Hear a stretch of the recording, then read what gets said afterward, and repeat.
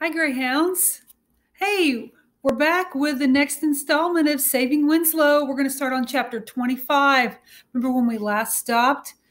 Louis was so upset at the thought that he might have to get rid of Winslow. The neighbors are complaining. He's being so loud. Oh my goodness. And their neighbor lady is complaining. And remember, he ended the chapter with, "Don't go, don't go." So I'm glad to be reading again so we can find out what's going to happen here in the next few chapters. The next chapter is called Winslow Was Curious. Winslow was increasingly curious, testing his curiosity more often with his mouth.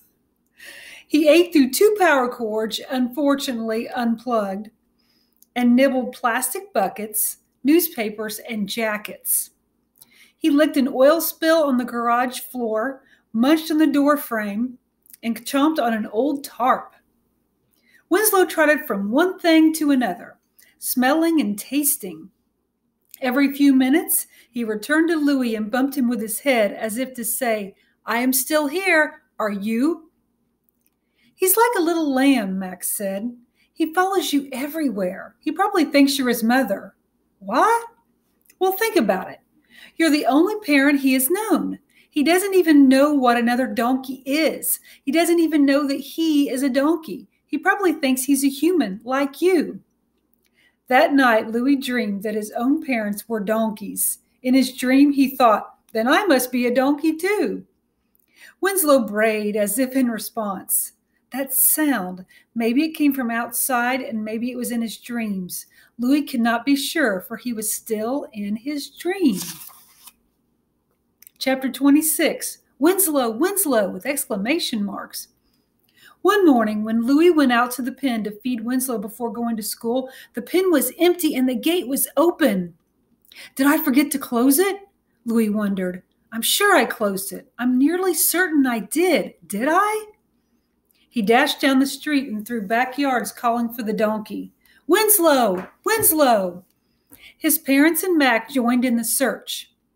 All along the streets were calls of "Winslow! Winslow!" as they ducked in and out of driveways and poked in bushes. "I can't go to school," Louis told his parents. "But we have to go to work." "Fine, but I have to stay and look for Winslow."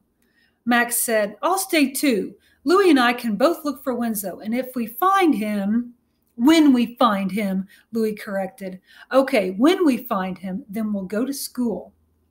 They returned to the pen to see if the donkey had left a trail of any kind, but other than the normal patches of scuffed earth where Winslow and Louis frequently walked, nothing seemed out of the ordinary. Oh my goodness, he's gone. Where in the world could he be? Do you have any ideas? "I hope he didn't wander into the road," Max said. "Don't think it. Maybe he's asleep in someone's garden." And so they searched up and down the street, up and down driveways, crossing backyards and front yards, their calls for "Winslow," bringing neighbors to their windows and doors. "You lose your donkey?" "Haven't seen any donkey around here today." "Who's Winslow?" "Is Winslow your dog?" Louis ran to the next block and the next and the next. He called for Winslow louder and louder. Drivers asked if he was okay. Grandmothers came to their doors, peering out at this boy running through the neighborhood. "Must have lost his dog." "My dog used to get out all the time. I bet he's got a dog like that." Louis felt increasingly desperate. He begged the air, "Please, please, Winslow, please, where are you?"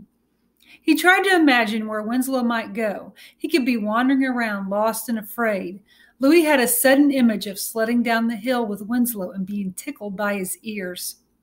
The sledding hill! The snow would be long gone. The hill would be grassy. But maybe Winslow had wandered that far. And so Louis went in that direction. He was tired now. He could barely breathe, his insides so full of fear and worry and pain. He could not imagine losing Winslow. He did not want to let his thoughts go there. He rounded the corner of the road and something caught his eye as he glanced up to the top of the hill. Something or someone was there. The sun was behind it, and in the glare, all Louis could see was an odd, lumpy shape. "Ooh, I hope it's Winslow." Chapter 27 is called The Bear. Once, when Louis was 4 or 5 years old, he had an encounter with a bear. He was outside in the yard when he spotted the bear lurking beside the oak tree near the garage. He wanted to scream but could not. No sound would come out of his mouth. He wanted to run but could not. His legs were numb, his ears were numb, he could not move. It was windy. Branches were whipping back and forth, twigs snapping. The bear moved closer to the tree. "Help!" Louis tried to shout. "Help!" But he could only hear the scream in his head. "Maybe if I play dead, the bear will leave me alone. Maybe it will go away." Louis slowly lowered himself to the ground and curled into a ball. He held as still as he could. His arm twitched, but he could not scratch it. He needed to cough, but dared not. The wind blew, and the bear was still there, inching closer to the tree. Louis lay still for a long time, so long that he fell asleep. He was awakened by the bear pawing at his shoulder. "No!" Louis shouted. "No, please, no!" And this time the words came out of his mouth, and when he opened his eyes, he saw not the bear, but his brother Gus nudging him. "What's the matter with you?" Gus asked. "It's only me. You fall asleep out here?" Louis looked around, searching for the bear. "There!" he shouted. "Watch out, there's a bear!" Gus followed Louis' stare and then slowly moved toward the bear. "No, Gus, don't!" As Gus continued across the yard, Louis grabbed his arm and tried to pull him back. "Gus, don't!" But Gus kept going, and when he reached the bear, he lifted it up and turned to face Louis. This is your bear?" He was holding a puffy brown jacket. "It's probably Max," Gus said. "He's always leaving his stuff here."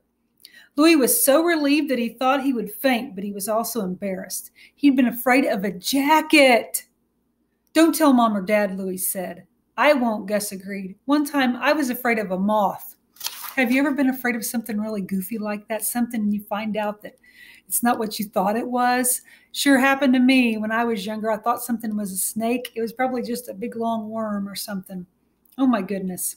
I wonder what this has to do with the story. Remember, he can't wait to find Winslow. He's so worried, and he sees this big shape, and he remembers that bear story, or that bear encounter, or really not bear encounter. Chapter 28 is called Shh, He's Sleeping. The memory of a jacket bear surfaced as Louis stared up the hill at the lumpy shape at the top. He was out of breath from his search for Winslow, and he was worried and frightened. He wished Mac were with him, but Mac had gone in another direction. Louis slowly moved up the hill. He was approaching from the back side, not the sledding side, and the sun was in his eyes. He thought he heard humming. Coming up the last stretch, he was able to see more clearly. "Nora?" She turned abruptly, putting her finger to her mouth. "Shh!" Nora was seated cross-legged on the grass with Winslow beside her. "Winslow, we've been searching." "Shh! He's sleeping, very tired." It was a maddening thing about Nora and about most people who did not say much. Louis rarely knew what they were thinking or even if they were thinking. Sometimes he wanted to bore a hole in their heads and peer around inside. He felt as if he'd then be able to see what they were thinking. Maybe the words would be written across a large screen in their brains. People who talked too much were also maddening to Louis. All those words pouring out of their mouths in gushing torrents. Blah, blah, blah, blah, blah, blah, blah. Did you know? Blah, blah, blah, blah, blah. Did you hear? Blah, blah, blah. I felt. Blah, blah, blah. I saw. Blah, blah, blah. When he encountered someone like that, he wanted to put his fingers to his ears to shut out the noise. And at those times, he wished the talkers were more like the quiet people. Maybe he would rather know less, not more. On the hill, when Nora said, "Shh, he's sleeping, very tired," Louis wanted to know so much more, but he was grateful that she offered at least those few words, and he was grateful, so relieved and so very grateful to find Winslow. Number 29, questions. Yes, I would have questions. Louis crouched beside Nora and gently stroked Winslow's head, relieved when Winslow's ears twitched. He was alive, and he was safe.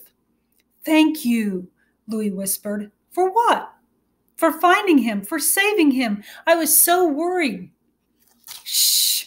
Why?" "Why? Because he was missing, and I thought he was lost or hurt. He could have been run over or fallen in the creek or—" "Shh. By the way, There's my little donkey, Emily. She's not a donkey. Did you see Piper back there? Piper has joined us for this read aloud. I hope you're enjoying it, Piper.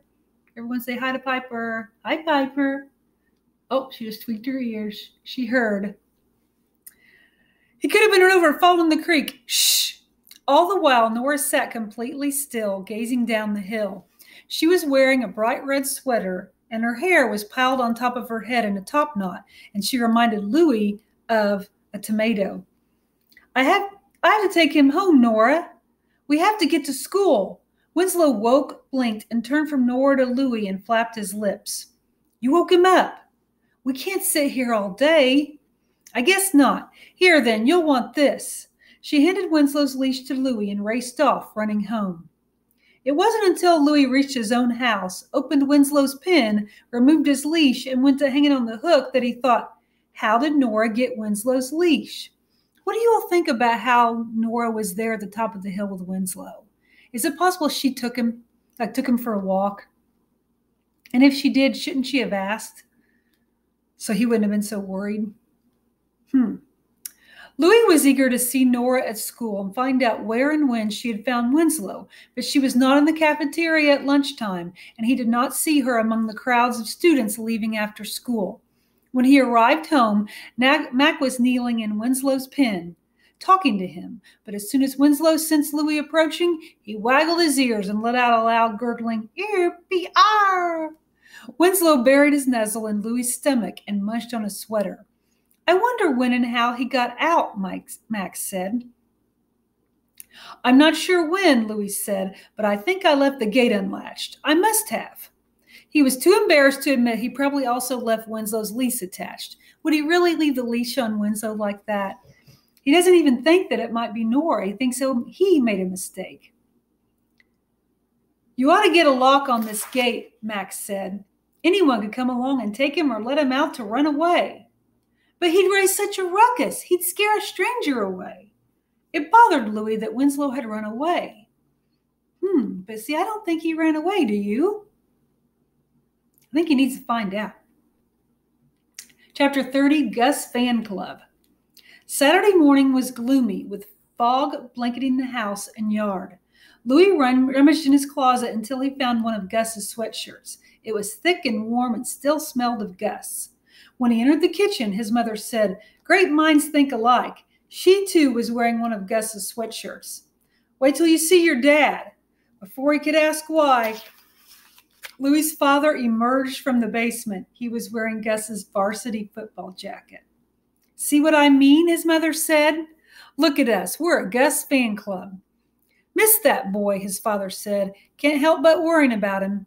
A faint knock at the front door startled them. Perhaps they were each thinking or hoping, Gus!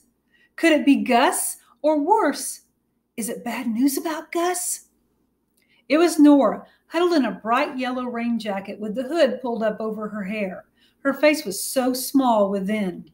I was just walking, she said. Oh, do you want to come in? No. Well, I don't know. We're eating breakfast. Want some? I ate.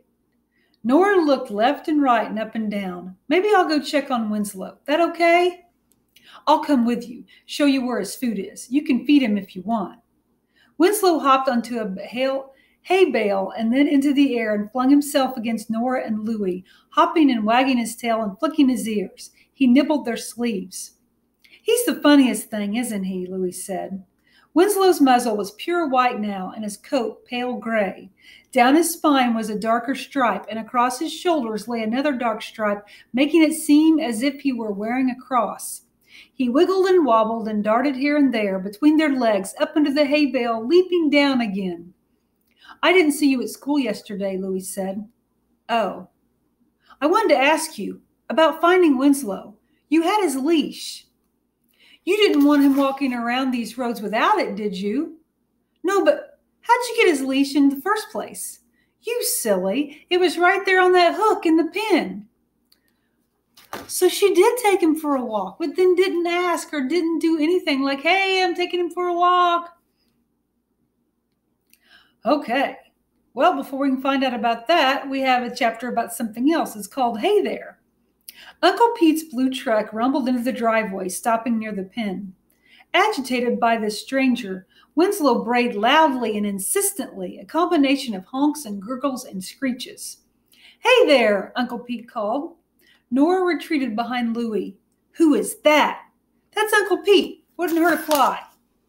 The imposing form of Uncle Pete, clad in a blue plaid shirt, overalls, and rubber boots covered in muck, did not reassure Nora.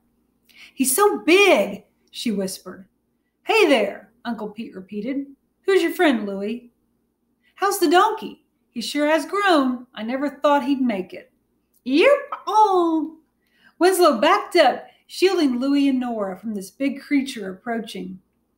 "This is Nora. She found Winslow the other day when he got lost." Uncle Pete put his hands on his lips. "Lost?" "He didn't get lost," Nora said. "Yep, oh." "What?" Louie said. "He didn't get lost." "But, you kids, I don't know what you're talking about," Uncle Pete said. "Your parents up yet, Louie?" He didn't wait for an answer, though. He tapped at the door and walked on in, calling out, "Hey there, got coffee?" So Louie still hasn't figured out that she took him. He just thinks maybe she found the leash and went looking for him. Confusing. And actually, the name of the next chapter is I'm Confused. "Nora, what do you mean you found Winslow's leash on the hook here in the pen? He wasn't wearing it when you found him." "No, of course not." "So you heard Winslow was missing and came to get his leash?" "No." "I'm confused. What do you mean he didn't get lost?" Nora stroked Winslow, her fingers tracing the dark strip along his back. "Sometimes I get up really early." Louie wished Nora had a key on the back of her head so that he could wind it and make her talk faster. "What does it have to do with anything?" "When I get up early, sometimes I go for a walk." "Great." "Sometimes I come over and check on Winslow." "You do? I've never seen you in the mornings." "Early, really early. You're all still asleep probably." "Nora, did you leave the gate unlatched yesterday?" "Me? I don't know. Maybe." It was still foggy in the yard, and for a moment Louie thought that Nora resembled a phantom in her yellow raincoat with the hood over her head. Winslow was chewing on her sleeve. "We have to be more careful," Louie said. "If he gets out again and wanders off, well, he could get hurt." "He didn't wander off. He went for a walk." "You what?" "You went for a walk?" "Oh, we went for a walk." "You what? You went for a walk? All that time I was so worried. You were out for a walk?" "He looked so lonely in his pen. I thought a walk might cheer him up." Louie hardly knew what to say, his head such a tangle of thoughts. He watched as Nora stroked Winslow's neck, the tips of her fingers sliding along so gently, her yellow sleeve against Winslow's gray coat. He couldn't be mad at her. "Next time, Nora, leave me a note, okay?" "Okay." I think that's the least she could do. I think it's sweet that she wants to take care of Winslow too, though. She just needs to learn how to go about it, don't you think? Okay, chapter 33, We Need to Talk. Ooh, I don't know if I like the sound of that chapter title. When Uncle Pete emerged from Louie's house with Louie's father, Winslow seemed to accept that Uncle Pete was no longer a threat. He did not flinch when Uncle Pete patted his sides and peered into his eyes and ears. "Yep, he's done okay. Never would have guessed it. He's probably ready." "For what?" Louie asked. Louie's father said, "Pete, hold on a minute." The two men walked over to Uncle Pete's truck, talking in low tones. "What's he talking about?" Nora asked. "Winslow's ready for what?" "A different kind of food, probably," Louie said, "or a vet checkup." At that moment, a single shaft of sunlight pierced the fog and shone on Winslow's head. "That's an angel at work," Nora said. "What?" "Everybody knows that." Uncle Pete waved as he pulled out of the driveway. From next door, Matt called out the window, "How's Winslow?" "Good," Louie said. "You coming over?" I wonder what Uncle Pete and his dad were talking about. And then his dad stopped Uncle Pete from going over to Louie. I don't know how that sounds to me. Sounds like they're up to something. "Soon as Claudine gets here." "My sister," Nora said. "That Claudine?" "That's the only Claudine I know." "So, Mac," Louie said, "are you two speaking again?" "Yep, speaking and smooching," Nora said. "Ugh." On the other side of Louie's house, Mrs. Tooley called out, "Shut that donkey up! Shut up!" Ooh, she's not very kind about how she says that, is she? Rude. Louie's mother opened the back door. Was that Mrs. Tooley yelling about Winslow? Yep. Winslow annoying her again? Yep. The baby cried and Winslow brayed. Shut up! Sorry, Mrs. Tooley, Louie called. I'm trying to get this baby to sleep. Sorry. And then under his breath, so that Mrs. Tooley could not hear him, he said, sometimes your crying baby wakes me up. Something with that baby. Louie's father joined them in the pen. We need to talk, he said. Nora said, uh-oh, gotta go. You can stay, Louie's mother said. It's okay. No, I don't like bad news. Who says it's bad news? Louie asked. Chapter 34, the title is I Knew It. Winslow nudged Louie's hand, flapping his lips over it, slobbering, reaching for a carrot. The way Louie's father was leaning against the side of the garage reminded Louie of Gus, the way he used to casually lean against things. Walls, doors, fences. For a moment, Louie was cheered, thinking of Gus like that, but in the next instant, he missed his brother more than ever. His parents looked worried. It's Winslow, his mother said. We've had a long talk with Uncle Pete, and he agrees that Winslow needs to go. I knew it, Nora whispered to Louie. I knew it was bad news. Louie clutched Winslow to him. Go? Away? Away from us? Louie's father rubbed his hand along Winslow's side. We've talked about this before, Louie. We're not allowed to keep farm animals this close to town. But Uncle Pete has farm animals close to town. Not this close, and that area is zoned as farmland. Besides, Uncle Pete says donkeys need to be with other animals, not alone. He's not alone, Louie said. He has me, us. Nora was holding on to Winslow's tail. Louie's mother said he could go back to Uncle Pete's. Both Louie and Nora pounced at once. No! But why not? Nora crossed her arms defiantly. Tell them, Louie. Tell them why not. Louie also crossed his arms. Because he needs to be here. We need to protect him. Mac came around the side of the house, hand in hand with Claudine. Hi, everybody. What's up? Mac was swinging Claudine's hand back and forth, but he stopped when he saw the expression on Louie's and Nora's faces. What's the matter? Claudine placed her free hand against her lips. Oh, no. Is something wrong? Yes, something is wrong, Nora said. You get attached to something and it always gets taken away. I knew it. And we're going to stop right there. Next time we meet, I'm going to read the end to you, the conclusion. I hope it ends happily. Oh my goodness, but right now, Louie and Nora are so distraught at the thought of Winslow going to the farm. What do you think? Should he stay with Louie or should he go to the farm, Uncle Pete's farm? Where do you think that Winslow would be happier? I want to hear from you. I'd love to hear from you. So send me an email, and I hope you all are doing great. Take care, and I can't wait to see you soon. Bye, Greyhounds. Have a great day.